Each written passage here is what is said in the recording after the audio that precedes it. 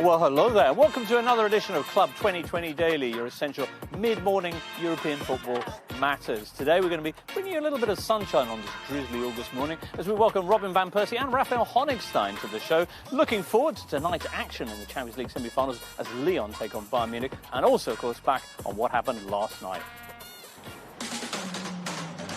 It's a first Champions League semi-final for Leipzig and a first for 25 years for Paris Saint-Germain. It means everything to both of them.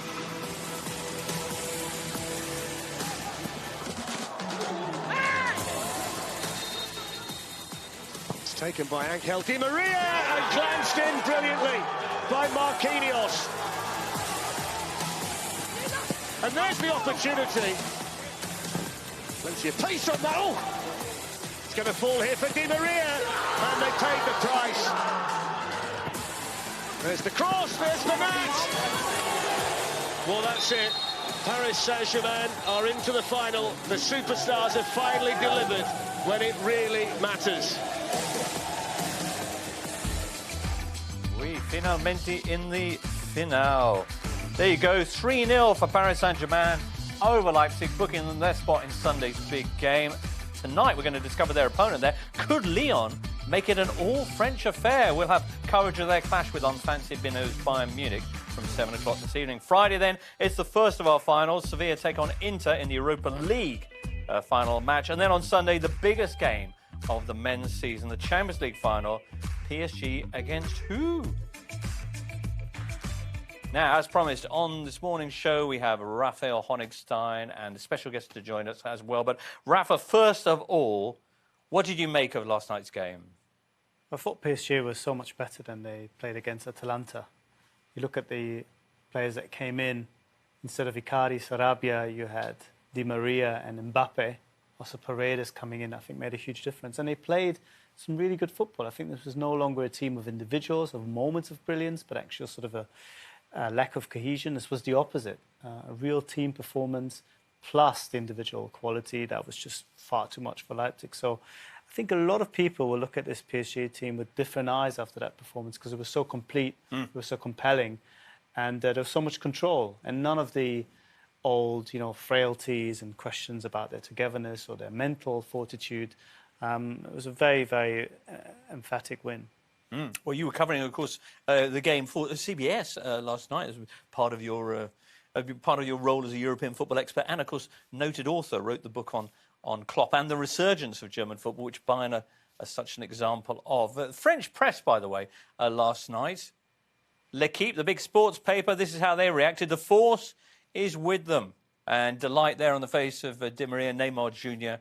after those two combined for the second goal. It was fabulous stuff from PSG and utterly dominant. Let's have a quick look at what the English papers are saying this morning, Wednesday, August the 19th, just in case you were checking. Here's Daily Mail.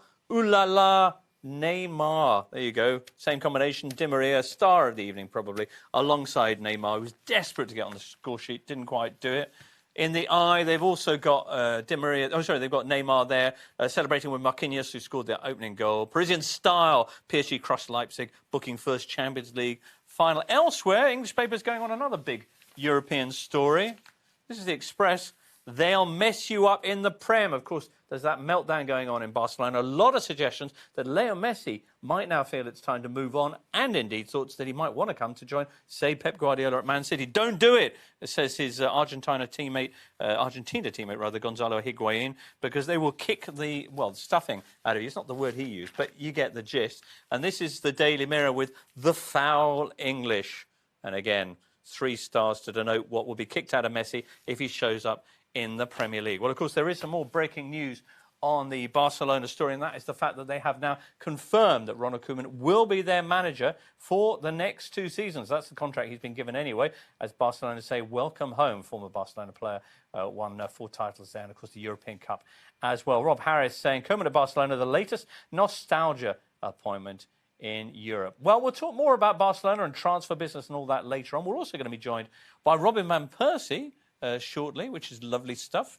And, with Robin, a fantastic striker in his day on, we've got a question about goal-scoring players. If you could sign just one of these world-class attackers, is our question today, which one would you choose and why? The options we give you there: Neymar, Kylian Mbappe, and Robert Lewandowski.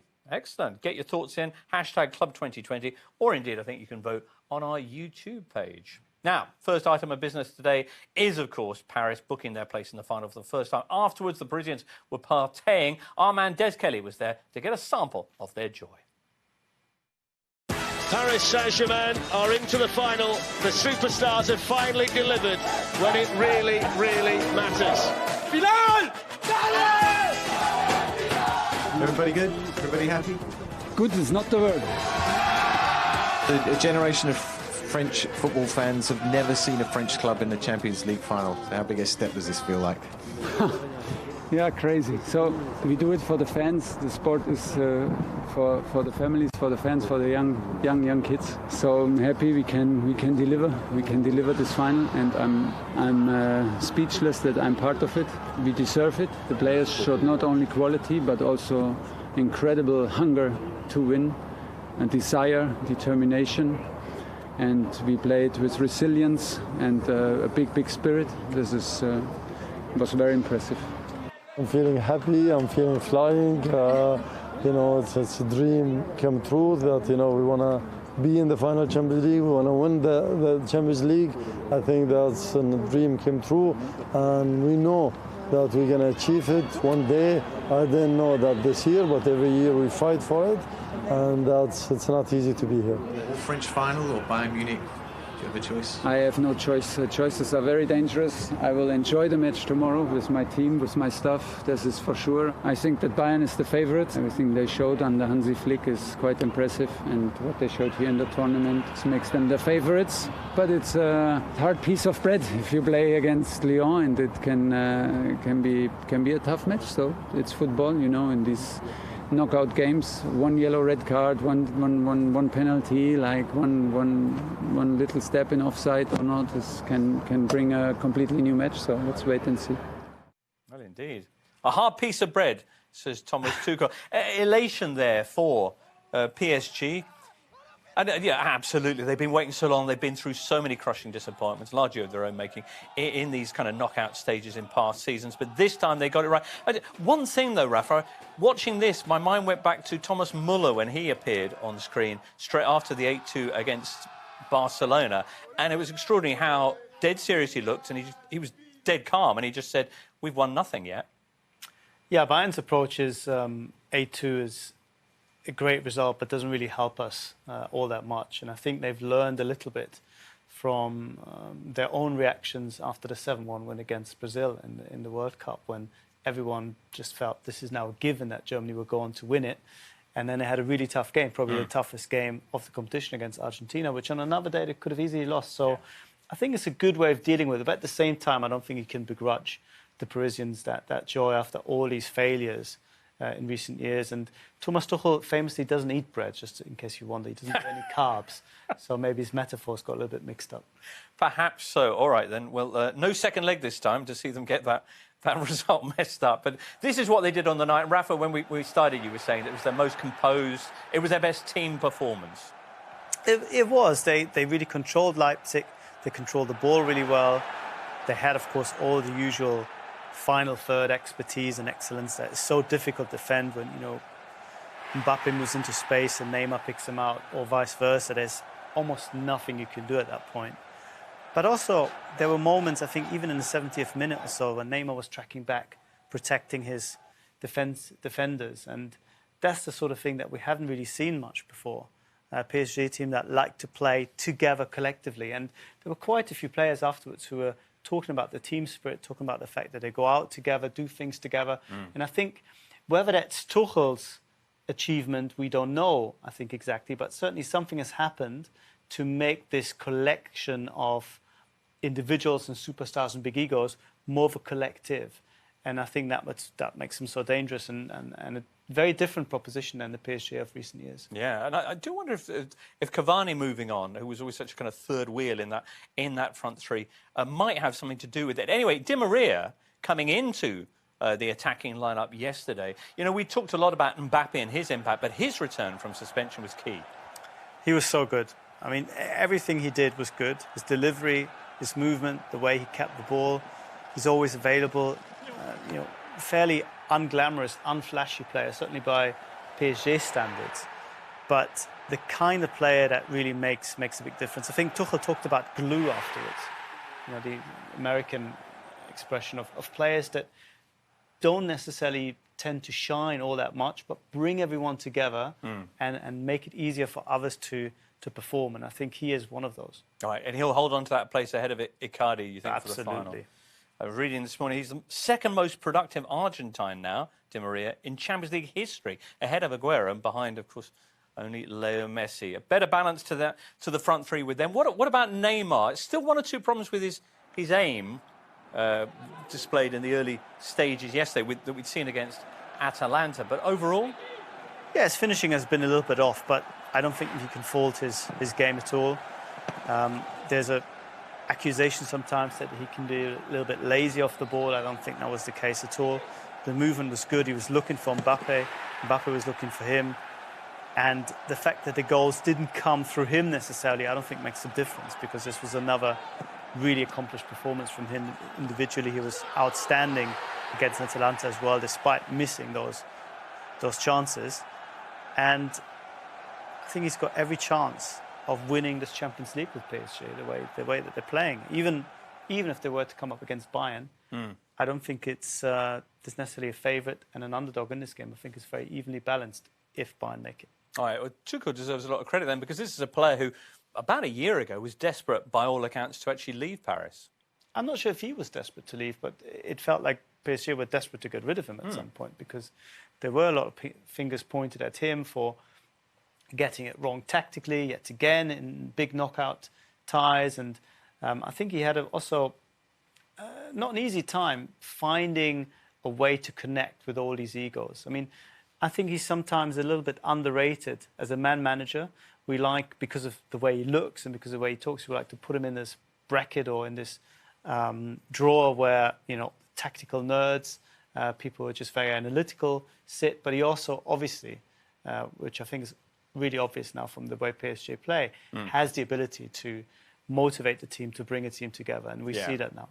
We saw that as well in the post-game, didn't we? The celebrations and stuff. A word then quickly on the departing RB Leipzig. We knew it was going to be a tough game for them. From the moment Julian Nagelsmann stepped off the bus, biggest game in his career, and that was the outfit he went with.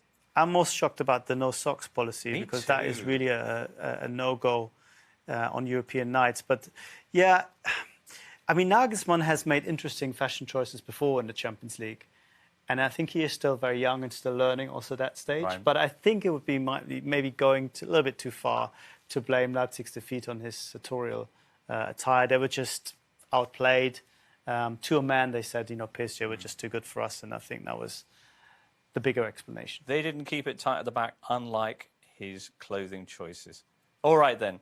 Well, a Red Bull without a final in this Champions League season, but they'll be back next time, at least into the competition. We're joined now by another guest on our Club 2020 Daily. It's the man in the middle there. You can see him in his nice baggy Feyenoord shirt. And then he went to join the Gunners. What a big grin those days. And then he went on and won the Premier League title at Man United. Woo! He is Robin van Persie. And he joins us, look, now from Amsterdam. Hello, Robin. Hello. Hello Good morning. there. Yeah, very well. Thank you for joining us on the show. You know Raphael Honigstein, don't you? Yeah. Last time we met, I beat him by 20-odd points. So, yeah. I think that's where we met. I think that's a slight exaggeration. The quiz. That's what happened. This was on, of course, our exciting lockdown quiz online on BT Sport, The Beautiful Quiz. And Robin van Persie, I think, was one of the highest scoring competitors we had on that. Raphael. Yeah, but this is what normally happens when Germany plays against Holland, yeah. So. It's begun.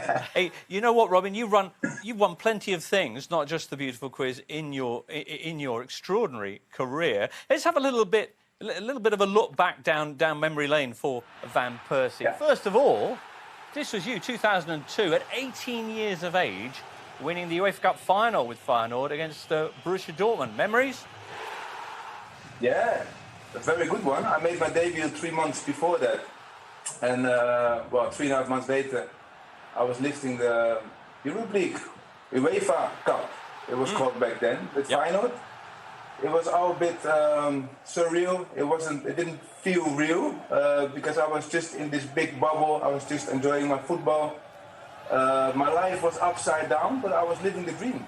Right. So, we just saw you there looking very fresh-faced, as you do now, but perhaps even more in those days. You were only 18. That was 18 years ago. That was the last time that a Dutch side won a major European honour.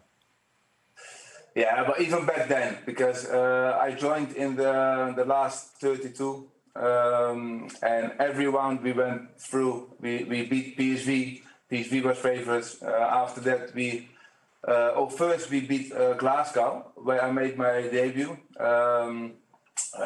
against the odds. Then PSV. Then we had to play in the semi-final. We had to play Inter Milan, where Inter Milan had a team with Seedorf, Ronaldo, Zanetti, all these top players.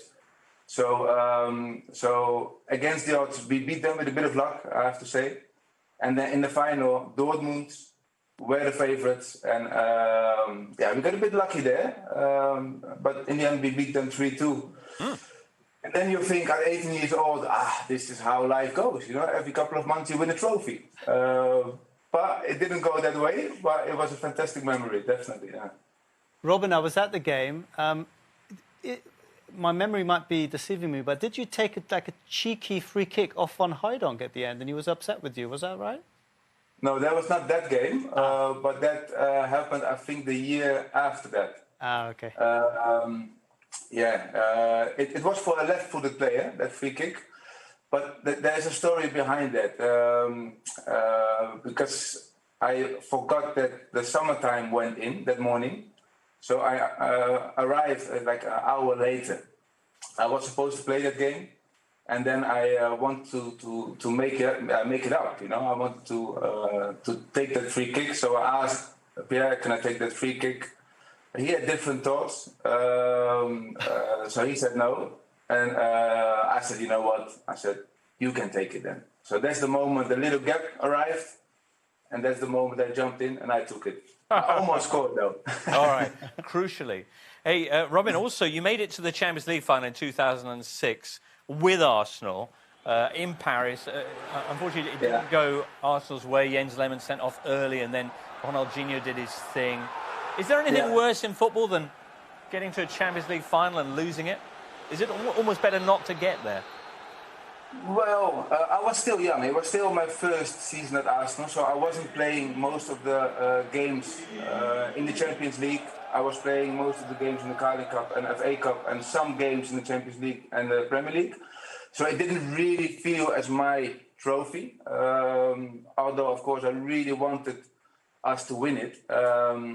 But that game I didn't come on. I was a sub. I didn't come on in that game. It was Dennis Bergkamp's last game, and that game didn't go well. You know, we got quite an early red card with Lehmann. I think even after 17 minutes, Lehmann got sent off. And then we still managed to come ahead. Campbell scored a fantastic header, as you just saw. I think that was around the 70th minute. So then you think, okay, hang on. You know, if we survive for the last 20 minutes, we might have a chance. And then Barca scored 2 late good goals. So harsh, very harsh, but it just didn't go our way that day. Yeah, that's not the only Barca memory that I'm afraid we've got queued up, because there's also the one I always think of you in the Champions League, 2011, when you scored that absolute screamer in the first leg. What were you thinking shooting from there? But anyway, in it goes, and you win that first leg 2-1 against Barcelona, and then what happens there? Yeah, so at the first game, we beat Barcelona 2-1. Barcelona was far better in the first half. They were really outplaying us. But we still managed to score on the counter-attack 2 great goals. I think that goal, when it bounced and I took it on the volley, I think it's one of my best goals, because it was my plan to hit it in the first post area. So fantastic moment, you know, to score against Barcelona in a game like that was, I think, one of my best goals I scored. And then we played away. In between, we played the Carling Cup final, if I remember well. And we lost that final 2-1. I got a knock during that goal I scored. I had like a volley with my right foot, a very nice goal. I got a knock on my knee. So that morning, the whole plan was for me not to start that game against Barcelona away because my knee was swollen. I could barely walk. But in the meeting before that game, suddenly I saw myself in the first 11. So I was like, oh, okay, hang on, what's happening here? So I'm starting. So I did start that game, and then after 55 minutes or something, because we did game ahead, I think, with the own goal from Busquets, right? If I'm correct. So we were right in that game, and then I got a yellow card. You got a yellow card for first half, right? And then another one there for shooting when, you know, the and the next one, and then the next one was for that ball. And I can honestly say, you know, I can, of course, tell the truth, especially now. Yeah. But I didn't hear that whistle. And there's like, people have been looking at it. And so from the whistle until the shot with 100,000 people in the stadium was less than a second. Yeah. So I think it's one of the worst decisions. You know, absolutely. I've actually seen in my career. You know, it's just to give even if it took 2 seconds or 3 seconds from the whistle until the shot, it would still be very harsh to give a second yellow for that. Right, but you don't like to talk about it. I know, it was so harsh. I can't remember seeing a striker, particularly in a game like that, being sent off for something like that, for a yellow card for that. Ridiculous. Of course, Barcelona, it was 1-1. Arsenal were poised to go through. Barcelona went on 3-1 winner, and they went through and beat Man United in the final. What could have been better? You know, we'll talk more to you, Robin, in a second or two. Let's get a quick check on the poll that we announced at the start of the show. We want to know who you would most like to have. If you could pick one of these three strikers, Neymar, Kylian Mbappe or Robert Lewandowski, it's a massive majority for Kylian Mbappe as it stands. Perhaps surprisingly, perhaps that's down to his age. Later on, we'll be asking Rafa and Robin what they think about that. But we're going to take a very quick break now on Club 2020 Daily, after which, as the rain beats down here in Stratford and possibly where you are as well, we'll be hopefully keeping you entertained with tales of this evening's clash in the Champions League as Bayern Munich, the favourites for the tournament, take on underdogs Lyon. Lyon, a team who've provided so many great players over the years. Here's Andrew Mensah with a question about one of the greatest of them. Now, this is the shirt Karim Benzema wore when he broke through at Lyon. He went on to win 4 Champions Leagues. But the question is, how many Champions League goals has he scored? Let us know at #Club2020.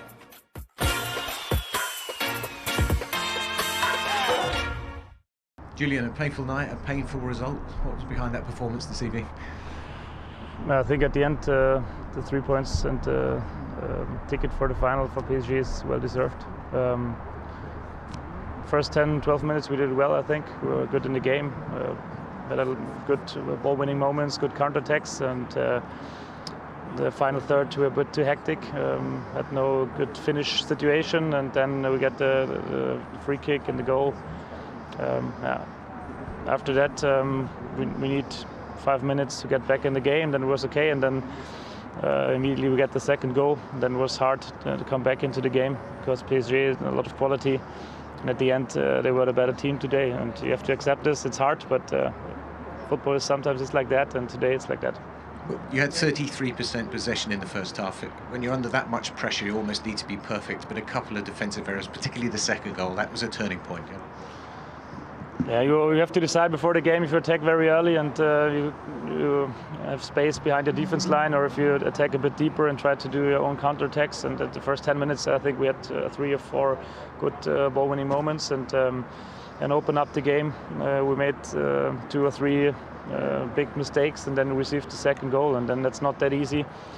I saw that when we received the second goal that the belief of our players was gone a little bit. I think that's normal, and then it gets more complicated in ball possession to create chances, and at the end it was a question of character. We did it well in the second half. We tried to do, but we have no big finishing moments, and at the end, as I said, it's well deserved.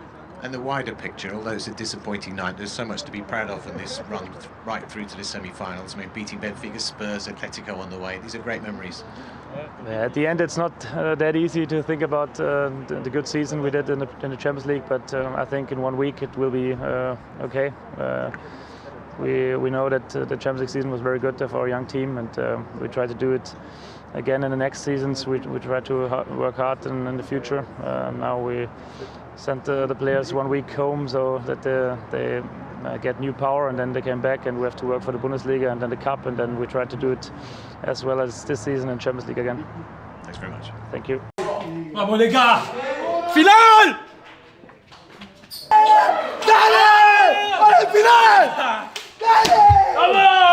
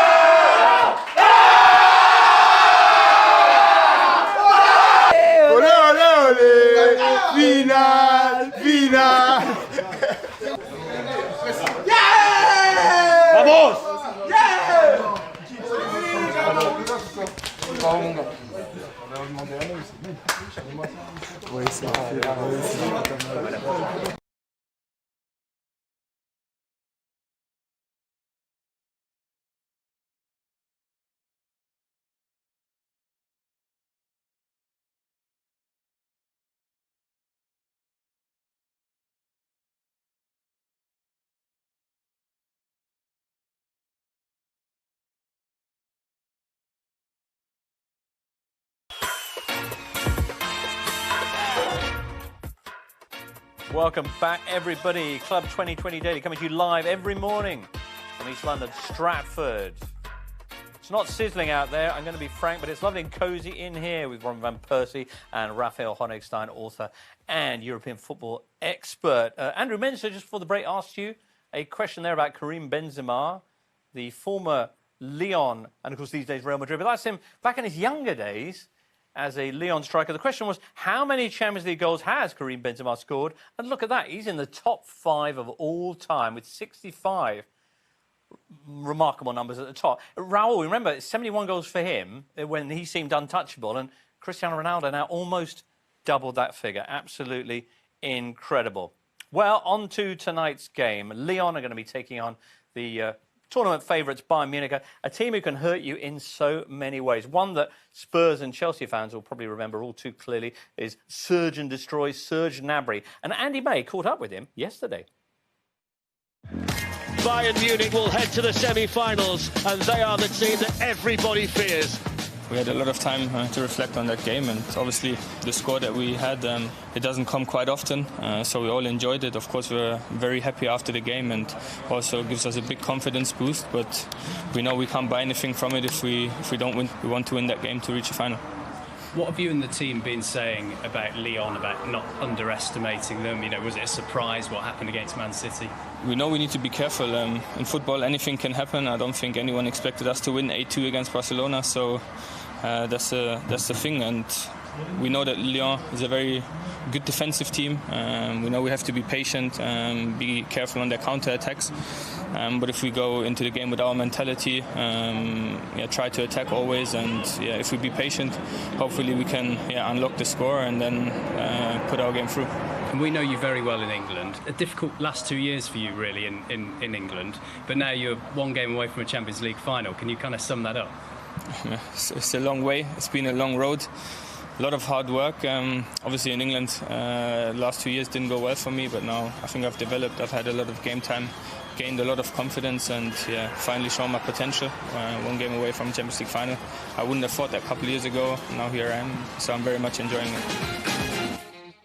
Hey, looks like he's having a great time. You can catch more of that interview, by the way, as part of our build-up to tonight's Champions League semi-final between Lyon and Bayern Munich. Coverage starting at 7 o'clock. What a career arc, then, for Serge Gnabry. Couldn't do it on a wet Wednesday at the Hawthorns. Am I doing this right? But he's been brilliant so far in Bavaria. Raphael was making the point, actually, Robin, that you might have trained together when you were still at Arsenal. Did you see him coming up through the youth ranks there? Yes, I did. He was still very young. I think he was about 15, 16, around that age. I was around 24, I reckon. And he was coming through, and you could see that he had all the stuff you need to be a top player.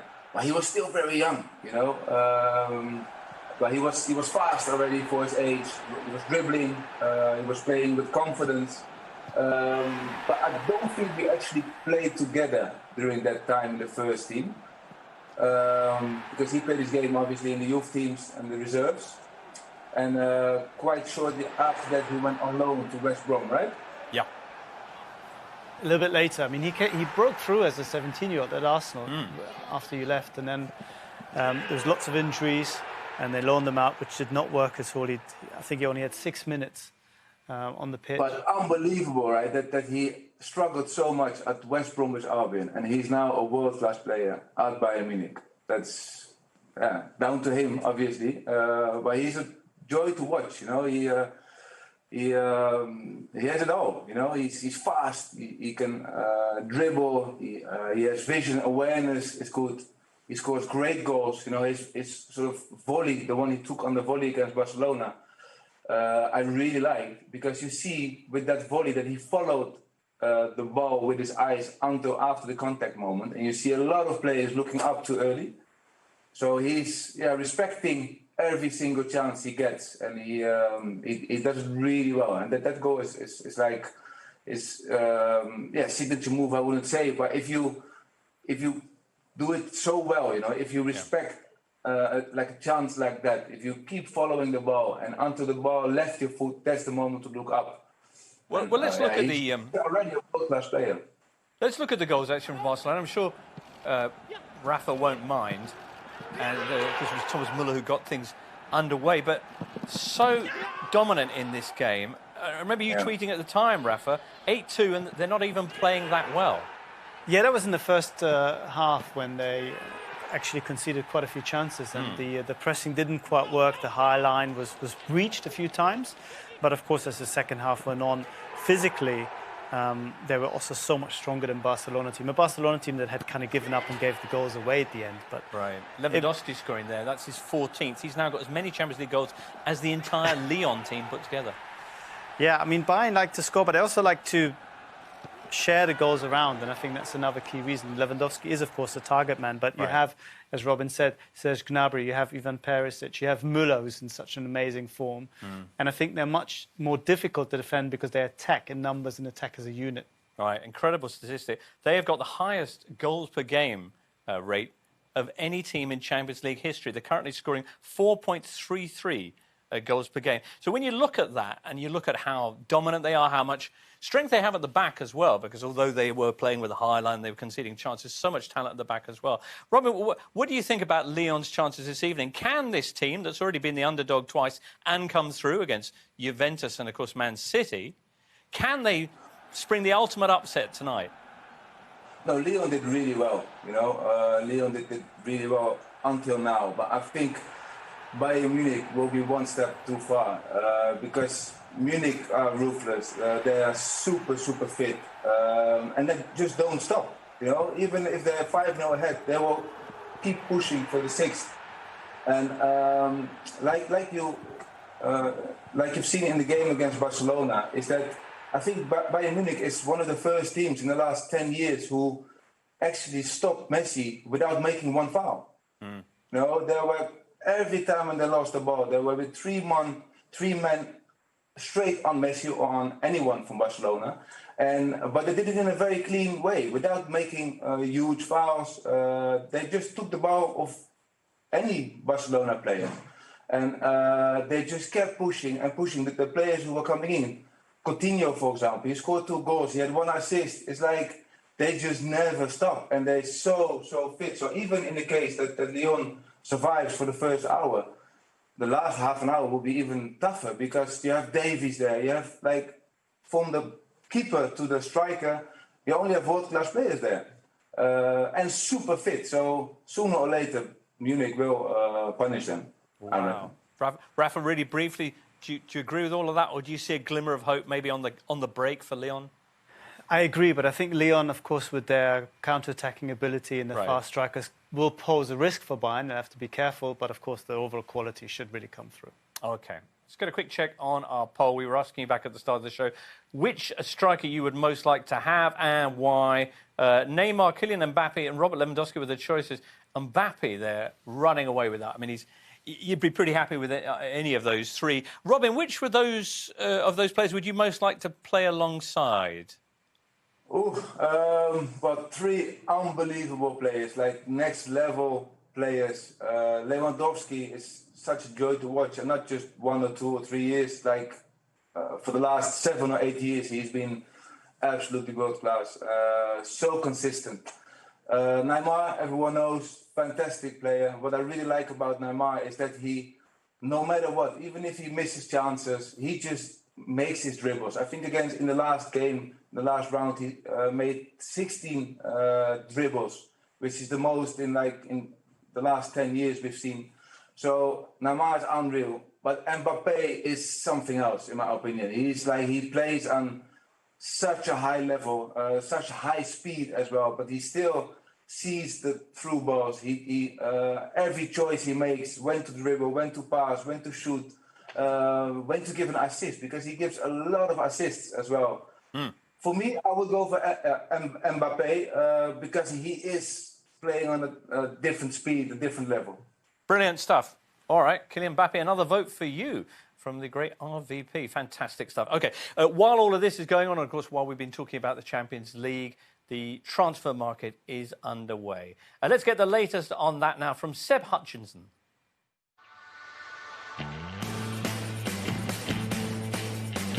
Well, things starting to pick up in the transfer market and with its rumour mill, of course, and another summer and another round of will Wilfried Zaha be leaving Crystal Palace? Well, it seems PSG, Dortmund and Monaco are in the mix for the Ivorian international.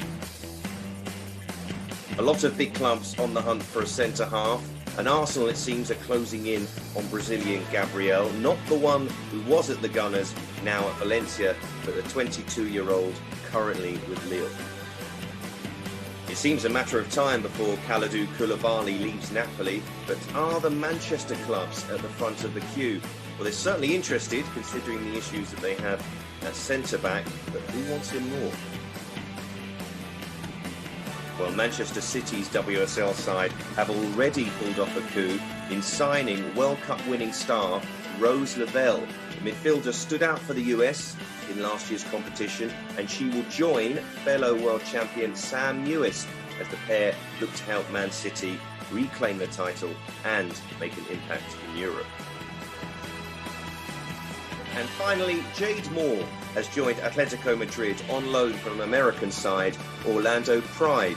The ex-Birmingham and Reading midfielder was part of England's squad at the last 2 World Cups. Nice one, Seb. In the men's game, there's 2, I guess, big areas where people are really focusing right now. One is Barcelona, and we saw Eric Abidal getting handed his notice from the club yesterday. We heard Ronald Koeman coming in. People are talking about all the players that might leave. The only players who the club say won't be leaving are Messi, Ter Stegen, Lenglet, Semedo, Frankie de Jong, Antoine Griezmann and Ousmane Dembele. Everyone else is off. Everyone else, well, they need to sell Dubai, and, you know, we're going to see what's happening. But the other area, and since we have you here, Rafa, is the Bundesliga. There's at least 5 major stories involving Bundesliga stars possibly heading to the Premier League. Let's whiz through them before we wrap up today. 1, Jadon Sancho. Still no agreement. Dortmund are holding out for a lot of money, and United haven't bid that money yet. Will it happen or not? I don't know if United want to cough up or not. Okay, Kai Havertz. Similar story, but I don't think the parties are that far apart between Chelsea and Leverkusen. Can still happen, but again, still a valuation gap to be closed. Okay, one that you mentioned this morning, David Alaba. Yeah, Alaba is out of contract next season. He's got an agent who wants to put him to Barcelona. Whether they have the money or not, I don't know. There has been interest from Premier League sides, but so far his people have told him his heart is set on a move to Barca or to Spain or staying in Bayern. But things can change. He still hasn't agreed a new deal. All right. Dayot Upamecano, the RB Leipzig star. So he was available for 60 million euros this summer, but no one came in. And now he signed a new deal for 2023 with a release clause for next summer, which is cheaper. So Leipzig think that clubs will wait and then get him a little bit cheaper next year. Okay, my final question is, who's the fifth player as mentioned? Thiago. Ah, of course, Thiago. Thiago. So Liverpool, is that done? It's not done. I think negotiations can only start after the Champions League. Liverpool want to be seen to do everything by the book, and that's why I think we haven't seen any official confirmation or even unofficial confirmation that they're actually in for him. But it's likely to happen. It's possible.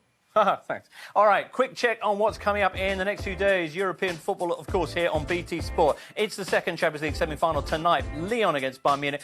And then the final of the Europa League on Friday, Sevilla taking on Inter Milan. Then we'll find out, of course, tonight who'll be facing PSG in the final of the Champions League, which will be live on BT Sport Sunday at 7. Of course, we've also got the finale of the Women's Champions League. We're at the quarter-final stage Friday on 3. Atletico Madrid against Barcelona. Arsenal take on PSG Saturday at 4:30. And also that day, Lyon, the holders, take on Bayern Munich. There you go. That's it for today's Club 2020 Daily. Thanks to Robin and Rafa. Sorry we didn't get longer with you. Make sure you join us tomorrow and enjoy the game tonight. Bayern the favourites, but Lyon are dreaming.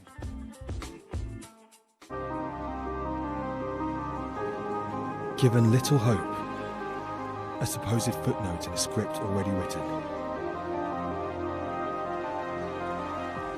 Can Lyon dim Juve's European brightness? Lucas Toussaint with what could be a priceless goal.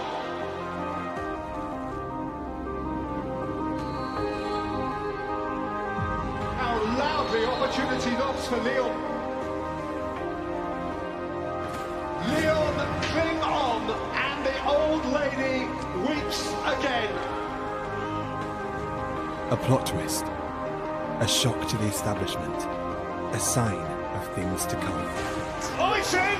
Lyon have taken the lead, but Manchester City cannot believe it. It's the shock result of the quarter-final. French flair, finesse and firepower. 2 giant killings, and now 1 win away from the final. But the 5-time winners await. Bayern Munich are the team that everybody fears. They couldn't again, could they?